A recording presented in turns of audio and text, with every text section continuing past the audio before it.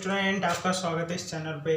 तो स्टूडेंट्स, जैसा कि आपने पिछले वीडियो में देखा है कि मैंने स्थिर विद्युत आवेश वाला चैप्टर रिवीजन करवाना शुरू कर दिया था। तो कुछ पार्ट मैंने उसमें रिवाइज करवा दिया था और आगे हम रिवाइज करते हैं। देखिए, अपना है कूलाम का नियम। देखिए, कूलाम के नियम से हम क्या करें, इस वाले वीडियो में स्टार्ट कर रहे हैं। तो क्या होता है कूलाम का नियम, पहले देखते हैं। किसी माध्यम में उपस्थित दो समान परिमाण के आवेशों के मध्य लगने वाला बल उन दोनों आवेशों के गुणनफल के समानुपाती होता है। उनकी दूरी के मध्य दूरी के व्युत्क्रमानुपाती होता है। ये होता है कूलाम का नियम, आपने पढ़ भी रखा है। तो कूलाम के नियम को देखते हैं, क्या कहते हैं। ये एक आवेश है, ठीक है, क्या है, क्यू आवेश, और ये भी एक क्या है, क्यू आवेश। इन दोनों का परिमाण क्या है, समान है। अब इन दोनों आवेशों के मध्य लगने वाला जो बल है, वो बल क्या है, दोनों आवेशों के मध्य लगने वाला बल इन दोनों आवेशों के गुणनफल के क्या है, समानुपाती। क्या है, गुणनफल के समानुपाती। ये मान लेते हैं Q1 और ये Q2। तो क्या हो जाएगा, Q1 एंड Q2, ठीक है।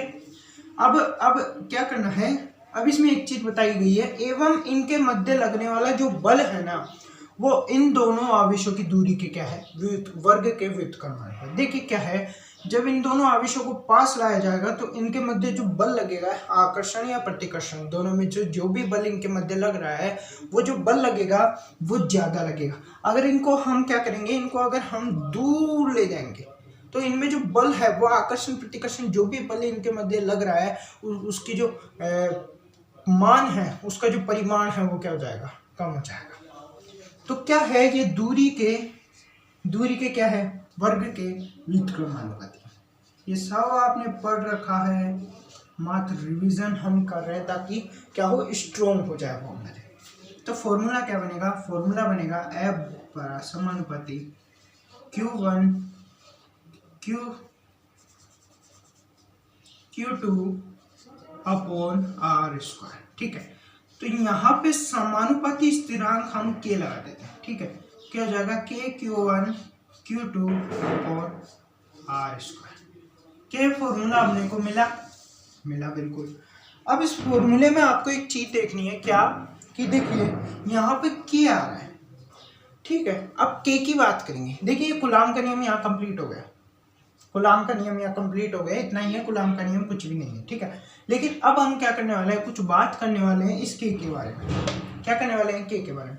अगर हम यहाँ से K का मान निकाले तो क्या निकलेगा, देखना एक बार।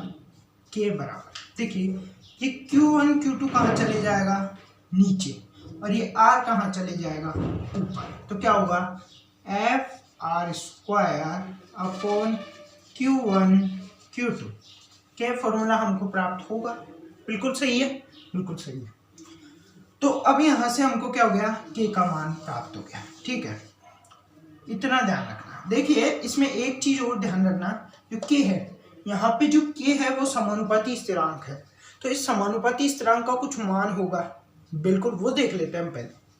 यहाँ पे हम क्या करते हैं, पहले समानुपाती स्थिरांक K का क्या देख लेते हैं, मान देख लेते हैं। क्या लिखेंगे, समानुपाती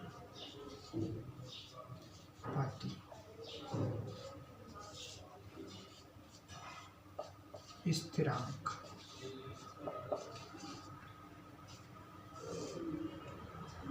बराबर K। तो यहाँ K का मान क्या है, 1/4 पाई एप्सिलॉन नॉट, ठीक है, यानी 9 × 10⁻9। अब यहाँ क्या आएगा, मात्रक क्या है, इसका मात्रक देखते हैं, यहाँ से निकालेंगे इसका मात्रक। मैंने बताया ना, कूलाम का नियम ये है, और कूलाम के नियम में से हमने क्या निकाल लिया, K का मान निकाल लिया। अब इस K का क्या निकालेंगे हम, मात्रक देखिए क्या है, K बराबर बल का मात्रक क्या होता है, न्यूटन। दूरी का मात्रक क्या होता है, मीटर स्क्वायर, तो मीटर स्क्वायर में बदल देंगे, ठीक है। और बटा में क्या हो जाएगा, कूलाम स्क्वायर, ठीक है, क्योंकि कूलाम इंटू कूलाम यानी कूलाम स्क्वायर, ठीक है। तो यहाँ पे क्या आ गया, K का मात्रक। क्या लिख देंगे, यहाँ पे क्या लिख देंगे, newton metre square upon coulomb का स्क्वायर। क्या ये हमें प्राप्त हो जाएगा? बिल्कुल सही है, बिल्कुल सही है, ठीक है, सब कुछ सही सही चल रहा है यहाँ तक, बिल्कुल न्यूमेरिकल टाइप वगैरह सब सही चल रहा है। अब देखिए हम थोड़ी सी बात करेंगे, यहाँ तक हमने जो इसकी बात कर ली है, अब क्या करेंगे, ये तो है इसका एसआई मात्रक, अब इसकी हम क्या कर लेते हैं, सीजीएस मात्रक की बात कर लेते हैं। तो इसका जो सीजीएस मात्रक है, उस सीजीएस मात्रक में k बराबर 1 होता है, ध्यान रखना k बराबर 1 होता है, ठीक है, ध्यान रखना k बराबर क्या होगा, अगर सीजीएस मात्रक में हमको क्या दे रखा है, मान दे रखे हैं, तो वहां पे k बराबर क्या लिख देंगे हम 1, और अगर हमको एसआई मात्रक में मान दे रखे हैं क्वेश्चन के अंदर, तो हम k का मान क्या लिखेंगे, या तो 1/4 पाई एप्सिलॉन नॉट लिखेंगे, या फिर 9 × 10⁹ newton metre square upon coulomb square, ठीक है, ये चीज हमारी क्या होती है, कंप्लीट होती है। अब यहां से k की निर्भरता देखेंगे, देखिए k दो बातों पे निर्भर करता है, कौन कौन सी, एक तो है k की निर्भरता, क्या, k दो बातों पर निर्भर करता है, पर निर्भर करता है, कौन कौन सी, एक तो है पहले नंबर की है माध्यम, सॉरी निर्वात, क्या है, निर्वात। एक चीज ध्यान रखना, इसको निर्वात की विद्युतशीलता बोलते हैं, ठीक है, ये सब आपको पता है। देखिए मैं रिवाइज करवा रहा हूँ, इसलिए ज़्यादा डीपली मैं नहीं जा रहा हूँ, मैं सब कुछ क्या करा रहा हूँ, रिवाइज, इसलिए मैं ज़्यादा डीपली जाने की कोशिश नहीं करता हूँ, मैं इसलिए करवा रहा हूँ रिवीजन, क्योंकि बोर्ड एग्जाम पोस्टपोन हो गए हैं, और जब भी हमारे बोर्ड एग्जाम लगे तो हम स्ट्रॉन्ग होकर जाएं, सब चीज़ हमारी परफेक्टली सही हो, इसलिए मैं यहाँ पे क्या करा रहा हूँ, रिवीजन करवा रहा हूँ, इसलिए मैं सब कुछ। लेकिन मैं आपको एक अनाउंसमेंट कर देता हूँ कि जल्द ही हम क्या करेंगे, 12th जो नए बच्चे 12th क्लास में आने के लिए क्या करेंगे, क्लासेस स्टार्ट करेंगे, तो वे बच्चे जुड़ना शुरू कर दे, उनको मैं एक एक चीज़ डीपली पढ़ाऊंगा। लेकिन वे बच्चे जो अभी रिवीजन में हैं, वे बच्चे जो इस साल 12th के एग्ज़ाम देंगे, और उन सब के लिए क्या करा रहा हूँ, रिवाइज कर रहा हूँ, ठीक।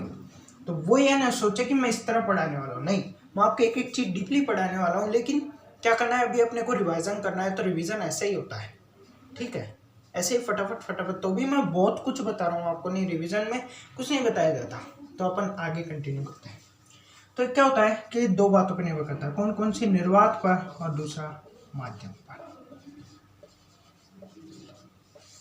देखिए निर्वात पर क्या होता है, निर्वात में जहाँ विद्युतशीलता किसकी ली जाती है, निर्वात की, ठीक है, तो क्या हो गया, k बराबर 1/4 पाई एप्सिलॉन नॉट, ठीक है, और दूसरा हो गया k बराबर 1/4 पाई एप्सिलॉन नॉट, यानी यहाँ विद्युतशीलता किसके लिए जाएगी, यहाँ विद्युतशीलता माध्यम के लिए जाएगी, ठीक है। और इसको आगे भी डिफाइन कर सकते हैं, आपने फॉर्मूलेस पढ़े होंगे, क्या पढ़ा होगा कि जो परावैद्युतांक होता है, परावैद्युतांक बराबर निर्वात की किसकी, माध्यम की विद्युतशीलता बटा निर्वात की विद्युतशीलता। तो यहाँ पे ये कहा चले जाएगा ऊपर, निर्वात की विद्युतशीलता परावैद्युतांक बराबर माध्यम की विद्युतशीलता। क्या फॉर्मूला हमको मिलता है, ये आपसे पढ़ा हुआ है, तो इसको आगे भी हम क्या कर सकते हैं, डिफाइन, क्या होगा, k बराबर 1/4 pi epsilon r epsilon not, ये आ जाएगा। बस इस तरह क्या हुआ, इसकी दो निर्भरता है, कौन कौन सी, एक निर्वात पे निर्भरता और एक माध्यम पे निर्भरता। देखिए के की यहाँ बात कंप्लीट होती है, ज़्यादा डीपली कुछ भी नहीं है, बस इतना ही है। अब क्या करेंगे, जो बल है, कौन, कूलम बल, अब उस कूलम बल की निर्भरता की बात करेंगे, ठीक है। यहाँ पे क्या है, के का मान रख के इसकी निर्भरताएं बताएंगे। कूलम बल भी दो बातों पे निर्भर करता है। एक काम कीजिए, ये स्क्रीनशॉट ले लीजिए, मैं थोड़ा सा साफ करने वाला हूँ, इधर का स्क्रीनशॉट ले लीजिए। क्या करेंगे हम, ये देखो यहाँ पे हम जो कूलम बल हमारे पास आया है, उस कूलम बल की दो निर्भरता, कौन कौन सी, पहली निर्भरता निर्वात पर, निर्वात पहली निर्भरता किस पे, निर्वात पर, और दूसरी निर्भरता हम बात करेंगे माध्यम पर।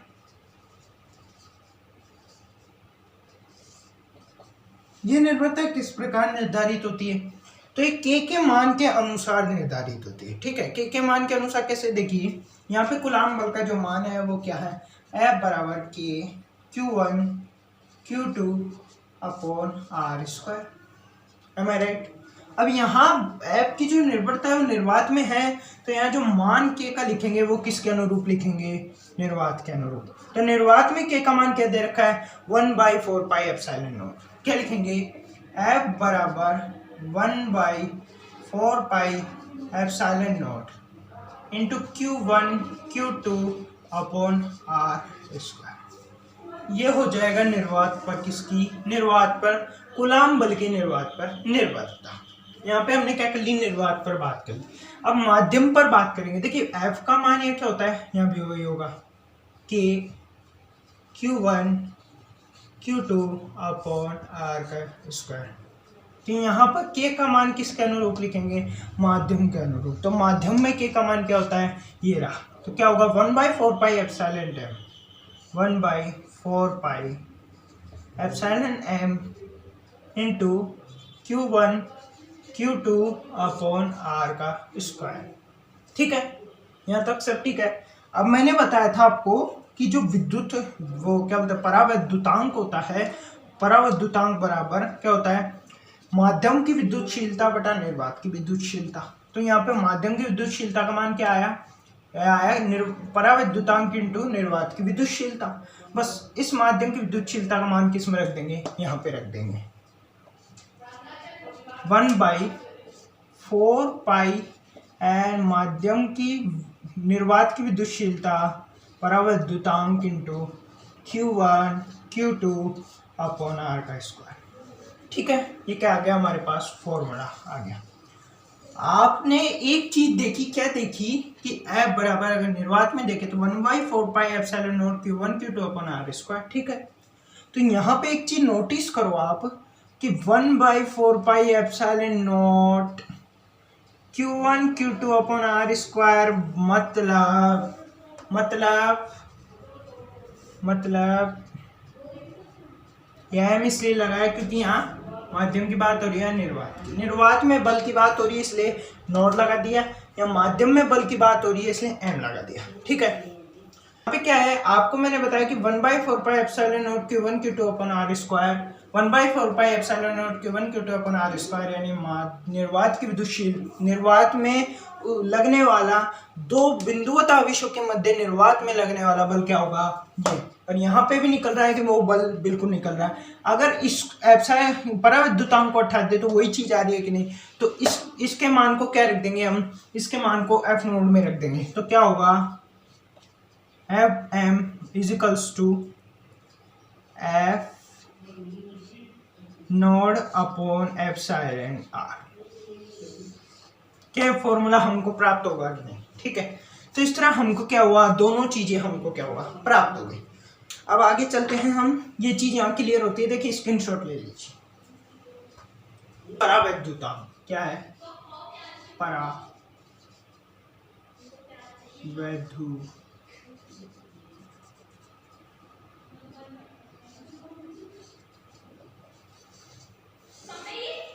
क्या है हमारे पास? परावैद्युतांक। क्या होता है परावैद्युतांक? देखिए क्या हुआ, साइंटिस्ट ने क्या किया, मैंने आपको बताया था दो समान परिमाण के आवेशों को क्या किया? भिन्न भिन्न माध्यमों में रख के देखा। तो उनको क्या हुआ? भिन्न भिन्न जब माध्यमों में उन्होंने रखा तो उनको जो उनके मध्य जो बल प्राप्त होता है वो भी भिन्न भिन्न प्राप्त हुआ। तो उन्होंने देखा कि अगर हम समान दो परिमाण के बिंदुवत आवेशों को अगर भिन्न भिन्न माध्यम में रखें तो बल भिन्न भिन्न प्राप्त होगा। तो उन्होंने अब क्या किया? निर्वात में रख दिया। तो देखा, जब उन्होंने क्या किया, उनके सोचा कि यार माध्यम में तो भिन्न भिन्न हो रहा है, अब क्या करते हैं? निर्वात में रख के देखते हैं। तो उन्होंने देखा कि जो निर्वात में जो बल प्राप्त हो रहा है वो माध्यम की अपेक्षा कर क्या है? बहुत ज्यादा है। फिर उन्होंने कुछ अलग माध्यम में रखा था, हाँ, तो वहां पे क्या हुआ? उसके जो मध्य जो बल है वो शून्य प्राप्त हुआ। तो इस तरह क्या हुआ? ये परावैद्युतांक के बारे में कुछ जानकारी हमें मिली। क्या मिली? इसकी डेफिनेशन देखते हैं। देखिए क्या है कि जो है जो परावैद्युतांक होता है, परावैद्युतांक को किससे प्रदर्शित करते हैं? ER। ठीक है, जो परावैद्युतांक होता है उस परावैद्युतांक का मान किसके बराबर होता है? परावैद्युतांक बराबर EM अपॉन E नोड, यानी माध्यम की विद्युतशीलता एवं निर्वात की विद्युतशीलता के अनुपात के बराबर होता है। किसका मान? परावैद्युतांक का। यानी परावैद्युतांक का ये तो मान तो हो गया किसके बराबर? माध्यम की विद्युतशीलता एवं निर्वात की विद्युतशीलता के अनुपात को ही क्या कहते हैं? परावैद्युतांक। लेकिन परावैद्युतांक की रियल डेफिनेशन क्या दी हुई है? देखिए मैं लिख रहा हूँ डेफिनेशन यहाँ पे कि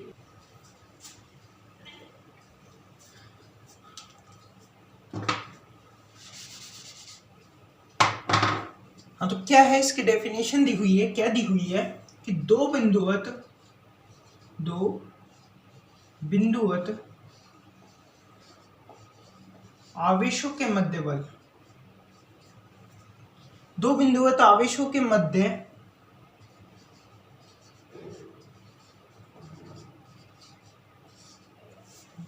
प्राप्त आवेशों के मध्य निर्वात की उपस्थिति में, किसकी? निर्वात। निर्वात यानी वायु। निर्वात की उपस्थिति में, उपस्थिति को मैं शॉर्ट में लिख रहा हूं, उपस्थिति में प्राप्त होने वाला बल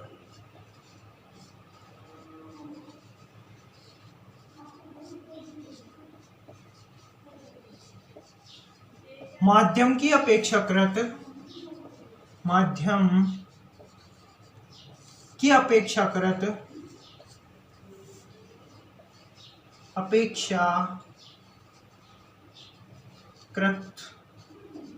जितना अधिक होता है, जितना गुना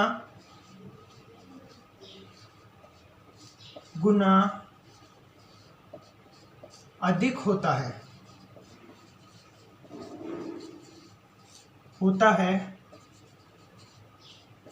उसे क्या कहते हैं? परावैद्युतांक कहते हैं।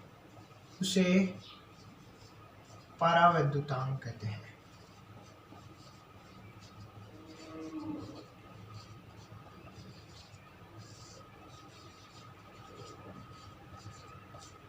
ठीक है, तो ये चीज क्या होती है? यहाँ पे कंप्लीट होती है। तो परावैद्युतांक की डेफिनेशन समझ में आ गई, परावैद्युतांक समझ में आ गया। अब सेकंड नंबर पे हम क्या लगे? जो कूलाम का नियम है उसका सदिश निरूपण। देखिए कूलाम के नियम का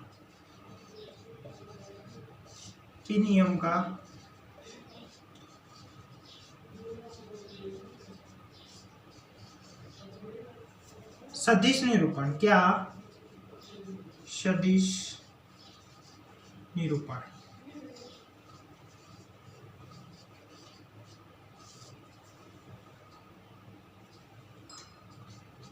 देखिए क्या होता है कूलाम के नियम का सदिश निरूपण। आपने पढ़ा होगा, जब आपने कोर्स किया होगा तब आपने पढ़ा होगा कि एक ग्राफ थी,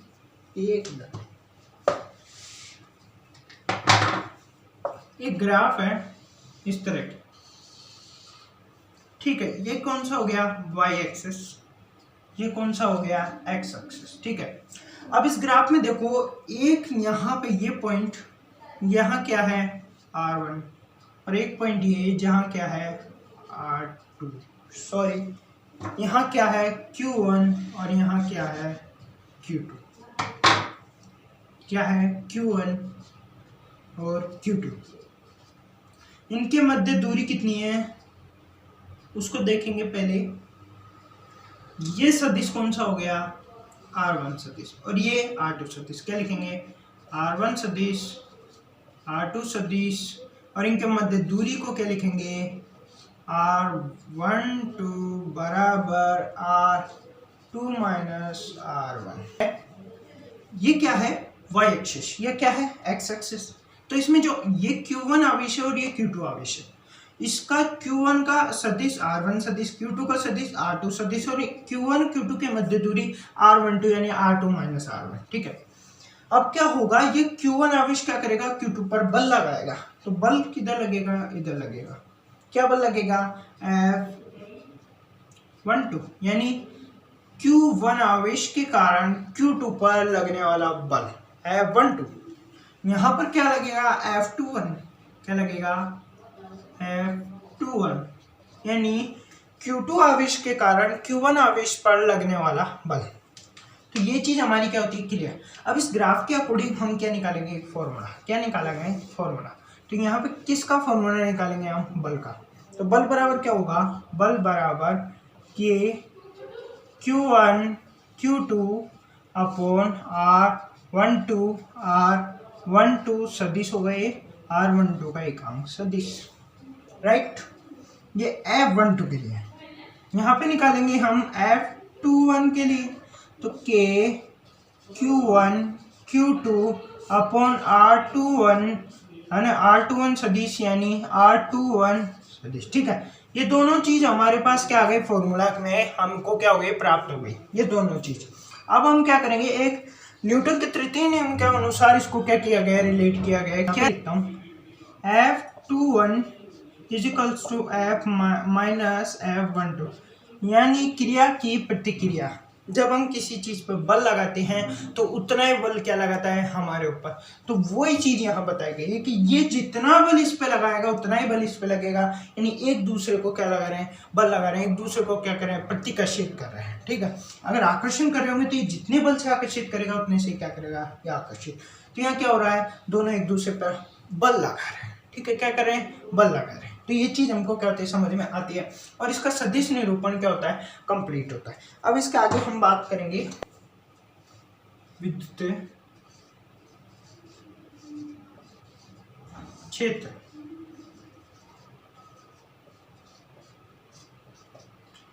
विद्युत क्षेत्र देखिए किसी क्यू आवेश, देखिए क्या है कि ये क्यू आवेश, ये क्या है, क्यू आवेश, ये कोई क्यू आवेश है, और इस क्यू आवेश के चारों तरफ क्या, वह क्षेत्र, इस क्यू आवेश के चारों तरफ का एक ऐसा क्षेत्र है जहां पर अन्य किसी क्यू आवेश को या क्यू नोड आवेश को, परीक्षण आवेश को क्या किया जाए, लाया जाए। तो क्या होता है, उसके द्वारा क्या किया जाता है, या तो आकर्षण या प्रतिकर्षण, क्या किया जाता है, बल महसूस किया जाता है, बल उत्पन्न होता है, उसी को क्या कहते हैं, विद्युत क्षेत्र। यानी इसकी परिभाषा क्या होगी, किसी क्यू आवेश के चारों तरफ का वह क्षेत्र जहां किसी अन्य क्यू नोड या परीक्षण आवेश को लाने पर उसके द्वारा आकर्षण या प्रतिकर्षण बल की महसूस किया जाए, तो उसे क्या कहेंगे, विद्युत क्षेत्र कहेंगे, ठीक है। परिभाषा में लिखाने वाला नहीं हूँ क्योंकि सब आपने पढ़ा हुआ है, मैं रिवीजन करा रहा हूँ, मात्र फटाफट हम क्या करेंगे, कंप्लीट करेंगे। तो इसका फॉर्मूला हम डिवाइड करेंगे, फॉर्मूला क्या बोलेंगे, विद्युत क्षेत्र की तीव्रता, यानी किसी क्यू आवेश, देखिए विद्युत क्षेत्र की तीव्रता, विद्युत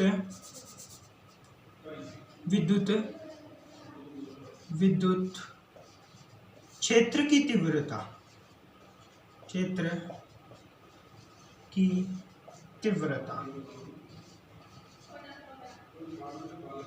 विद्युत क्षेत्र की तीव्रता, यानी क्या बात करेंगे हम, विद्युत क्षेत्र की तीव्रता इसके अंदर आती है, यानी किसी क्यू आवेश के चारों तरफ का वह क्षेत्र जहां अन्य किसी क्यू नोड आवेश को लाया जाए तो उसके द्वारा महसूस किए जाने वाले बल को क्या कहेंगे, विद्युत क्षेत्र की तीव्रता कहेंगे। और इसका फॉर्मूला कैसे निकालेंगे, देखिए कि क्यू नोड आवेश के द्वारा F बल महसूस किया जाता है, ठीक है। तो एक कूलाम के द्वारा कितना बल महसूस किया जाएगा, F अपॉन क्यू नोड, यानी ये क्यू नोड के लिए है, तो एकांक के लिए कैसे निकालेंगे, ये भी कूलाम, क्यू नोड कूलाम के लिए F बल, तो एकांक कूलाम के लिए F अपॉन क्यू नोड, और यही क्या कहलाता है, विद्युत क्षेत्र कहलाता है। Am I right? अब इसको क्या करेंगे, आगे डिफाइन करेंगे। देखिए आपने पढ़ा है कि जो है F बराबर क्या होता है, F बराबर कूलाम के नियम से कि Q1 Q2 अपॉन R का स्क्वायर होता है कि नहीं, ठीक है। यहाँ पर Q1 Q है, बिल्कुल Q है, तो क्या करेंगे इसको, Q1 क्या है, Q, और यहाँ पर Q2 क्या है, Q नोड कर देंगे, और नीचे क्या है, R स्क्वायर, तो क्या आ गया, F का मान। अब इस F के मान को कहाँ रख देंगे, इसके अंदर रख देंगे, तो रखते हैं यहाँ पे, विद्युत क्षेत्र बराबर ही क्या हो जाएगा, कि Q नोड अपॉन R का स्क्वायर अपॉन Q नोड, इस Q नोड से Q नोड कट जाएगा, और फाइनल क्या आंसर आएगा, कि Q अपॉन R का स्क्वायर। तो विद्युत क्षेत्र का फॉर्मूला क्या आया, E बराबर के Q अपॉन R स्क्वायर। तो यहाँ पर क्या होता है, आपको विद्युत क्षेत्र की तीव्रता वाला भी टॉपिक क्या होता है, कंप्लीट होता है। अब आगे चलते हैं, देखिए स्क्रीनशॉट ले लीजिए, स्क्रीनशॉट ले लीजिए आराम से, कोई टेंशन नहीं।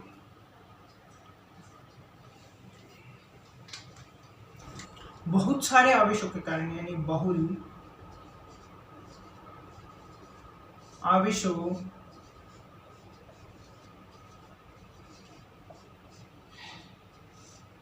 के कारण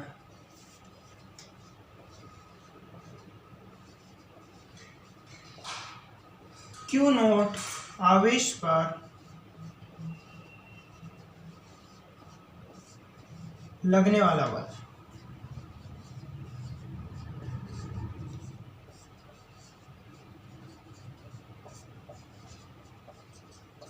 यानी बहुत सारे आवेशों के कारण Q नॉट पर लगने वाला बल, यानी इससे क्या तात्पर्य है कि ये क्या है, एक Q नॉट आवेश। क्या है? Q नॉट आवेश। इसके आसपास क्या है, बहुत सारे आवेश उपस्थित है, Q1 Q2 Q3 and Q4। ठीक है, ये हो गया एक आवेश, दो आवेश, तीन आवेश एंड फाइनली चार आवेश। इन चारों आवेशों के क्या कर रहे हैं, ये चारों आवेश मिलकर Q नॉट आवेश पर बल लगा रहे हैं, बिल्कुल लगा रहे हैं। क्या कर रहा है, इस Q1 के कारण क्या हो रहा है, F बल लग रहा है। क्या लग रहा है, F0 किस पर, कौन लगा रहा है, F1 तो यानी F1 0 1 हो जाएगा, सॉरी 0 1। यहाँ पे क्या हो जाएगा, F02 and finally F03 and F04। ठीक है, तो हमको क्या हुआ, इसके जो विभिन्न बल है उनको प्राप्त हुआ। अब क्या करेंगे, इस पे लगने वाला टोटल बल की क्या करेंगे, गणना करते हैं। देखिए, तो अगर हम टोटल F निकालें, F total is equals to क्या निकालेंगे, F01 plus F02 plus F03 plus F04। ठीक है, यानी आपने पढ़ा है कि F बराबर के Q1 Q2 अपॉन R² होता है। तो बस इसी को हम क्या करेंगे, यहाँ ड्रॉ कर देंगे। तो क्या होगा, F टोटल, ये चीज क्या करेंगे हम, F का मान यहाँ पे क्या कर देंगे, ड्रॉ कर देंगे। क्या कर देंगे, ड्रॉ कर देंगे। तो अब क्या करना है, F टोटल हमको निकालना है। F total is equals to F01। ठीक है, F01 का मान क्या हो जाएगा, कि Q0 Q, देखिए एक मिनट, यहाँ पे एक Q क्या है, इन दोनों के मध्य बल निकालेंगे पहले, F01। ठीक है, तो यहाँ Q1 क्या है, Q1 Q नोड, और Q2 क्या है, Q2 क्या हो जाएगा, Q1 हो जाएगा। ठीक है, तो Q2 is equals to Q1 हो जाएगा। ठीक है, बटा में R01 और सदिश R01 का, ठीक है, प्लस करके हम आगे कंटिन्यू करते हैं। तो देखिए, ये चीज हमको क्या हुई, मिली। यहाँ पे हमको क्या मिला, देखिए यहाँ पे F टोटल का मान हमको क्या गया, मिल गया। यहाँ पे एक चीज नोटिस कीजिए आप, क्या ये K सभी में क्या है, समान है। तो हम क्या करेंगे, K को कॉमन ले लेंगे। देखिए मैं फटाफट फ्री कर रहा हूँ इसको, K टोटल बराबर Q। ठीक है, यहाँ पे कर लिया क्या हमने, K का मान, K कॉमन ले लिया। ठीक है, अब देखो इसके अंदर Q01 Q1 upon R01 R02। ठीक है, अगर मान लीजिए हम इन आवेशों को बदलते हैं, हम क्या करते हैं, इन आवेशों को, देखिए आवेश तो समान है, मतलब हमारे पास क्या एक निकाय है, एक आवेश है Q नॉट, उसके चारों तरफ बहुत सारे आवेश है। ठीक है, उन सभी आवेशों के कारण उस एक आवेश पे लगने वाला टोटल बल हम क्या करने वाले हैं, निकालने वाले हैं। ठीक है, तो वही चीज हम क्या कर रहे हैं, अगर हम इस आवेश के कारण इस पे बल निकालेंगे, फिर इस आवेश के कारण इस पे, फिर इस आवेश के कारण इस पे, फिर इस आवेश के कारण, और उसको क्या कर देंगे, टोटल जोड़ देंगे। ठीक है, तो देखिए यहाँ पे अगर हम आवेश बदलते हैं तो क्या होता है, ये वाली संख्या और ये वाली संख्या क्या हो जाती है, बदल जाती है। ठीक है, अगर 5 आवेश होगा तो यहाँ पे 5 आ जाएगा, 6 आवेश होगा तो आगे चल के 6 आ जाएगा, 7 होगा तो आगे चल के 7 आ जाएगा, 8 होगा तो आगे चल के 8 आ जाएगा, और 9 होगा तो आगे चल के 9 आ जाएगा, ठीक है। और अगर n आवेश होंगे तो आगे चल के n आ जाएगा। तो शॉर्ट में क्या फॉर्मूला निकल के आएगा इसका, देखिए क्या फॉर्मूला निकल के आएगा, summation of Q0 Qn upon R0n का सदिश और R0n का एकांक सदिश। क्या ये F टोटल निकल के आता है कि नहीं? बिल्कुल सही बताओ कि आता है कि नहीं। बिल्कुल यही इसका आंसर आता है, ठीक है। मैंने शॉर्ट में इसको बता दिया है, ज़्यादा डीपली में नहीं गया हूँ क्योंकि इतना टाइम नहीं है अब हमारे पास। फटाफट 1-2 दिन में क्या है, एक चैप्टर रिविजन करके फ्री करना होता है। तो इसका स्क्रीनशॉट ले लीजिए, निकालना पड़ेगा। बहुल आवेशों के कारण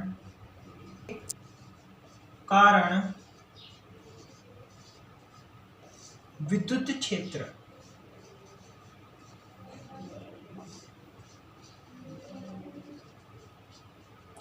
की तीव्रता, देखो बहुल आवेशों के कारण विद्युत क्षेत्र की क्या निकालेंगे, तीव्रता क्या होगी, नोट आवेश है। इस Q नोट आवेश के चारों तरफ मान लीजिए 3 आवेश उपस्थित है, Q1 Q2 एंड Q3।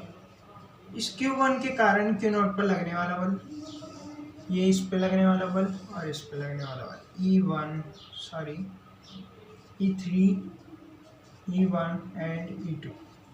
तो इस तरह का हमें क्या होता है, एक निकाय प्राप्त होता है। तो Q1 के कारण Q नोट पर लगने वाला विद्युत क्षेत्र E1 होगा, Q2 के कारण E2 और Q3 के कारण क्या हो जाएगा, E3, ठीक है। अब हम क्या करेंगे इसकी गणना कि इसमें जो टोटल जो विद्युत क्षेत्र है वो कितना है। तो कैसे निकालेंगे, E टोटल बराबर E1 plus E2 plus E3, यानी के, एक मिनट, विद्युत क्षेत्र के जो मान होता है वो क्या होता है, के क्यू अपॉन आर स्क्वायर होता है, ठीक है। तो बस वहीं लिख देंगे के Q1 अपॉन आर कितना हो जाएगा, यहाँ पे क्या है, यहाँ पे आर का मान देखिए, आर यहाँ पे हो जाएगा R01 एंड यहाँ पे हो जाएगा R02 एंड R03। तो यहाँ पे क्या हो गया, आर के मान आ गए। तो R1 के लिए E1 के लिए E1 यानी Q1 के कारण लगने वाला Q नोट पर बल E1 विद्युत क्षेत्र है, और Q1 और Q नोट पे मध्य दूरी कितनी होगी, R0 होगी। इसी तरह E2 का निकालेंगे, यानी के Q2 upon R02 and plus के Q3 R03, ठीक है। तो आपने वही मैंने अभी पिछले वाले टॉपिक में बताया था कि अगर हम आवेश बदलेंगे तो क्या होगा, ये वाला मान और ये वाला मान क्या हो जाएगा, चेंज हो जाएगा। तो वही चीजें हो रही है, ये वाला मान और ये वाला मान चेंज हो रहा है, ठीक है। यहाँ 1 आवेश लिया तो 1 हो रहा है, 2 आवेश लिया 2 हो रहा है, तीसरे नंबर का आवेश लिया तीसरा और 3 आ रहा है, और अगर nवें नंबर का आवेश ले लेंगे तो n आ जाएगा। तो फॉर्मूला क्या बनेगा, देखिए फॉर्मूला बनेगा यहाँ पे E टोटल, तो यहाँ पे E टोटल का सीधा सा फॉर्मूला बन जाएगा। देखिए इन सब में क्या है, के कॉमन है, के बाहर आ गया, ठीक है। लेकिन किन किन में चेंज हो रहा है, इसमें और इसमें चेंज हो रहा है। तो summation of Qn upon R0n, ये क्या हो जाएगा, Q टोटल विद्युत क्षेत्र टोटल का फॉर्मूला हो जाएगा। अब इससे हमने क्या कर लिया, बहुल आवेशों के कारण विद्युत क्षेत्र की तीव्रता का क्या कर लिया, फॉर्मूला निकाल लिया। अब इसको आप स्क्रीनशॉट ले लीजिए, ठीक है। तो समझते हैं विद्युत बल रेखाएं, लिखते हैं विद्युत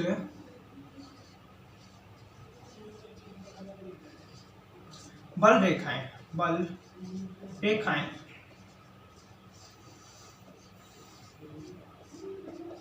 विद्युत बल रेखाएं, देखिए क्या होता है, विद्युत बल रेखाएं यानी यह एक काल्पनिक रेखा है। क्या है, काल्पनिक रेखा। मान लीजिए कि कोई Q आवेश है और Q आवेश के कारण विद्युत बल रेखाएं निकल रही है, यानी जब किसी Q आवेश के कारण विद्युत क्षेत्र निकलता है तो उस विद्युत क्षेत्र में क्या होता है, विद्युत बल रेखाएं निकलती है, ठीक है। तो यहाँ से क्या हो रहा है, विद्युत बल रेखाएं निकल रही, और ये जो विद्युत बल रेखाएं होती है क्या होती है, काल्पनिक। तो इसकी परिभाषा क्या होगी, यह एक काल्पनिक, वह एक काल्पनिक रेखा जिसके किसी बिंदु पर स्पर्श रेखा खींचने पर वह उस बिंदु की विद्युत क्षेत्र की दिशा को प्रदर्शित करे, उसे क्या कहेंगे, विद्युत बल रेखाएं कहेंगे। ये काल्पनिक होती है, ठीक है। अब देखिए इसमें एक बात हो रहा है, प्लस जो होता है यानी पॉजिटिव आवेश जो होता है, उस पॉजिटिव आवेश से हमेशा विद्युत बल रेखाएं क्या होती है, बाहर की ओर होती है, यानी अंदर से अनंत की ओर, प्लस से अनंत की ओर, ठीक है, यानी बाहर की ओर। अंदर से क्या होती है, बाहर की ओर।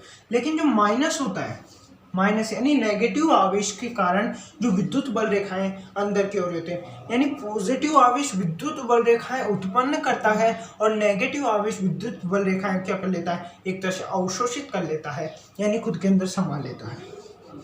ये देखिए बिल्कुल ऐसा ही हो रहा है, विद्युत बल रेखाएं कहाँ जा रही है, अंदर जा रही है।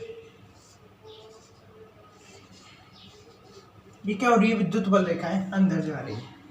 विद्युत बल रेखाएं भी अगर मान लीजिए विद्युत बल रेखाएं मान लीजिए प्लस के अंदर प्रवेश कर रही है, ठीक है, घनावेश और घनावेश को पास ले आया जाए तो क्या होगा, विद्युत बल रेखाएं भी क्या करेगी, एक दूसरे को प्रतिकर्षित।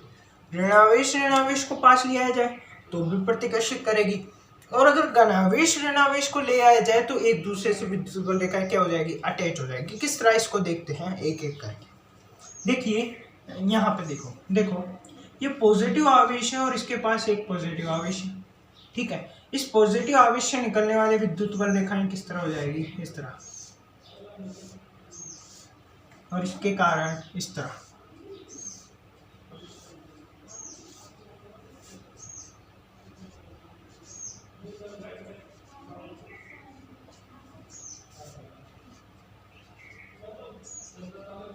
ठीक है, अगर मान लीजिए माइनस माइनस की बात करूं, माइनस की बात करूं, क्या होगा, विद्युत बल रेखाएं अंदर की ओर होगी, लेकिन क्या होगी, इस तरह होगी, क्योंकि समान समान को क्या करता है, प्रतिकर्षित। यानी विजातीय आवेश क्या होते हैं, सजातीय आवेश क्या होते हैं, प्रतिकर्षित। अब मान लीजिए एक विजातीय आवेश है, क्या है, एक विजातीय आवेश, ये क्या है, पॉजिटिव आवेश, और ये क्या है, नेगेटिव आवेश। तो पॉजिटिव आवेश से निकलने वाली जितनी भी विद्युत बल रेखाएं हैं कहाँ चली जाएगी, नेगेटिव आवेश के पास चली जाएगी। तो एक तरह से इनके मध्य क्या हो जाएगा, एक संबंध बन जाएगा और एक दूसरे को क्या करने लग जाएगी, आकर्षित करने लग जाएगी। तो इस तरह क्या होती है, आवेश के गुण होते हैं, यानी आवेश यानी विद्युत बल रेखाओं के गुण होते हैं। जो विद्युत बल रेखाएं होती है आवेश से उत्पन्न होती है, आवेश में ही समा जाती है, यानी प्लस से उत्पन्न होकर माइनस में समा जाती है, और ये क्या होती है, उत्पन्न होती है तो समान विद्युत बल रेखाएं प्रतिकर्षित करती है, और असमान विद्युत बल रेखाएं क्या होती है, आकर्षित होती है। यानी आवेशों का आकर्षण प्रतिकर्षण के जो कारण है ये आप समझ भी पा रहे होंगे थोड़ा बहुत, ठीक है। तो इसके बाद थोड़ी सी बात और है, अगर मान लीजिए विद्युत बल रेखाएं एक समान हो तो इस तरह के जो विद्युत क्षेत्र होगा, इस तरह का जो विद्युत क्षेत्र होगा, ये किस तरह का विद्युत क्षेत्र कहलाएगा, एक समान विद्युत क्षेत्र। यानी अगर एक समान रूप से व्यवस्थित हो विद्युत बल रेखाएं, तो ये जो विद्युत बल रेखाएं जो विद्युत क्षेत्र उत्पन्न करेगी, उस विद्युत क्षेत्र को क्या कहेंगे, एक समान विद्युत क्षेत्र। क्या कहेंगे, एक समान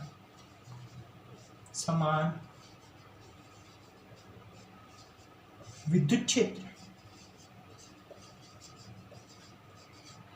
क्षेत्र। अगर मान लीजिए ये हो सकती है, ये कैसे जा रही है, ये कैसे जा रही है, ये बहुत सारा गैप देके जा रही है, ये बहुत ही कम गैप देके जा रही है, तो ये क्या होगा, ये किसको प्रदर्शित कर रहा है, असमान विद्युत क्षेत्र को। विद्युत बल रेखाएं एक दूसरे को कभी काटती नहीं है, ध्यान रखना। तो क्या होगा, ये असमान विद्युत क्षेत्र कहलाएगा, ठीक है। ये एक समान विद्युत क्षेत्र, ये असमान विद्युत क्षेत्र। अब इससे दो तीन बातें और है, क्या कि जो विद्युत बल रेखाएं होती है एक दूसरे को काटती नहीं है, क्योंकि किसी एक विद्युत बल रेखाएं होती है इस बिंदु पे काटती है, तो ये उभयनिष्ठ बिंदु की दो दिशाएं प्राप्त होती है। जब स्पर्श रेखा इस पे खींची जाए तो दो दिशाएं प्राप्त होती है, लेकिन एक ही बिंदु की दो दिशा नहीं हो सकती। तो इसलिए क्या होता है, इसको ये कभी काटेगी नहीं, तो ये क्या है, गलत। इस तरह हमको क्या हुआ, विद्युत बल रेखाओं का थोड़ा नॉलेज हमको प्राप्त हुआ, और यही सब था। और उसके बाद कुछ इंपॉर्टेंट पॉइंट्स थे, उसको आप देख लेना एक बार बुक में। तो यही सब था, रिवाइज करने का ज्यादा कुछ है नहीं। अब तो लगभग कंप्लीट हो गया। द्विध्रुव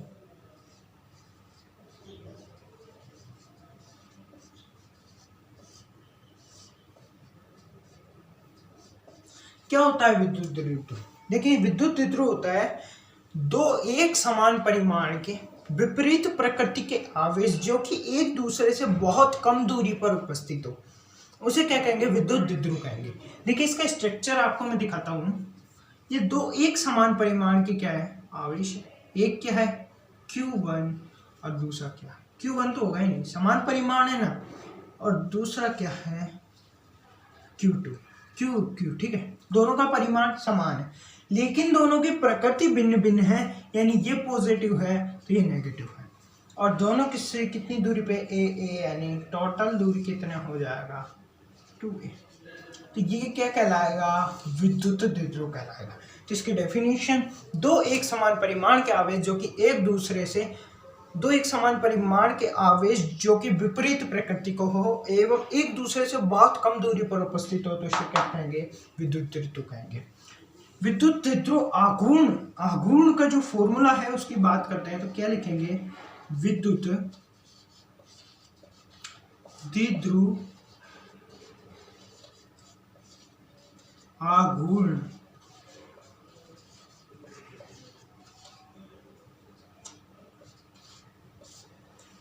विद्युत द्विध्रुव आघूर्ण को किससे प्रदर्शित करते हैं, P से प्रदर्शित करते हैं। और इसका जो फॉर्मूला होता है वो होता है Q × 2a। ठीक है, ये क्या हो गया, विद्युत द्विध्रुव का फॉर्मूला। इस तरह क्या हुआ, ये विद्युत द्विध्रुव भी कंप्लीट होता है। उसके बाद क्या होता है, विद्युत द्विध्रुव के कारण अक्ष पर विद्युत क्षेत्र की तीव्रता एवं विद्युत द्विध्रुव के कारण निरक्ष पर विद्युत क्षेत्र की तीव्रता की कुछ बात कर लेते हैं। देखिए, हम अक्ष और निरक्ष की बात करेंगे। अक्ष और निरक्ष, देखो, विद्युत द्विध्रुव जो होता है, विद्युत द्विध्रुव होता है, इसका अक्ष क्या होगा, इसके समांतर, इसका निरक्ष क्या होगा, इसके लंबवत। ठीक है, तो अक्ष पर विद्युत क्षेत्र के मान ज्ञात करेंगे। तो मैं देखिए, ज्यादा डीपली आपको बताऊंगा नहीं, रिवीजन टाइमिंग है, रिवीजन में ऐसे ही रिवाइज होता है, लेकिन जब मैं बैच स्टार्ट करूंगा तो एक एक चीज आपको बताऊंगा। ठीक है, तो अभी रिवीजन में हम फटाफट ये चैप्टर खत्म करना है, फिर नेक्स्ट चैप्टर रिवाइज करना है। ठीक है, तो इसमें जो अक्ष में विद्युत द्विध्रुव का जो मान होता है 2kp/r³ होता है, और निरक्ष में kp/r³ होता है। ठीक है, तो अगर हम इसको F1 इक्वेशन नंबर 1 और इसको इक्वेशन नंबर 2 दे दे। अब हमारे पास क्या, इक्वेशन नंबर 1 है, इक्वेशन नंबर 2 है। अब इक्वेशन नंबर 1 और 2 को क्या कर देंगे, डिवाइड कर देंगे, ये हमने कर दिया। ठीक है, इसमें क्या किया, अक्ष पर विद्युत क्षेत्र की तीव्रता और निरक्ष पर, तो क्या किया, kp/r³ से kp/r³ कट गया, तो क्या आ गया, ये अक्ष ये क्या चला गया, इधर चला गया, तो 2 × e निरक्ष। तो इससे एक चीज हमें पता चलती है, क्या पता चलती है, कि अगर हम अक्ष का जो मान होता है विद्युत क्षेत्र का, विद्युत द्विध्रुव के अक्ष पर जो विद्युत क्षेत्र का जो मान होता है वो निरक्ष से दुगना होता है। क्या होता है, निरक्ष से दुगना। अगर निरक्ष का हमें मान दे रखा है, विद्युत द्विध्रुव के निरक्ष का विद्युत क्षेत्र का मान अगर हमको दे रखा है, तो अगर हम उस मान को 2 से गुणा कर दें तो अक्ष का मान हमारे पास क्या जाएगा, आ जाएगा। तो इस तरह क्या होता है, ये चैप्टर यही समाप्त होता है और हमने पूरा चैप्टर रिवाइज कर लिया है। ठीक है, इसमें एक चीज और रह रही है, विद्युत द्विध्रुव के एक समान विद्युत क्षेत्र में रखने पर, उसको एक क्वेश्चन के रूप में मैं आपको करवा के डाल दूंगा। और अब तो बस कल मैं क्वेश्चन के वीडियोस बनाऊंगा, जितने भी उदाहरण है क्वेश्चन उनके वीडियोस बना के आपको प्रोवाइड करवाता हूँ। और ये चैप्टर यहीं समाप्त होता है। फिर मिलते हैं नेक्स्ट वीडियो में गाउस के नियम व अनुप्रयोग के साथ। अगर ये वीडियो अच्छा लगा तो इसे लाइक शेयर कमेंट जरूर करना, और ज़्यादा से ज़्यादा संख्या में यहाँ पे क्या कीजिए, आप जुड़ जाइए, क्योंकि जब आप हमको लाइक करते हैं और ज़्यादा से ज़्यादा संख्या में आप सब्सक्राइब करते हैं तो हमको एक मोटिवेशन मिलता है। तो उसी मोटिवेशन के लिए आप प्लीज़ इसको लाइक कीजिए और चैनल को सब्सक्राइब कीजिए। थैंक्स।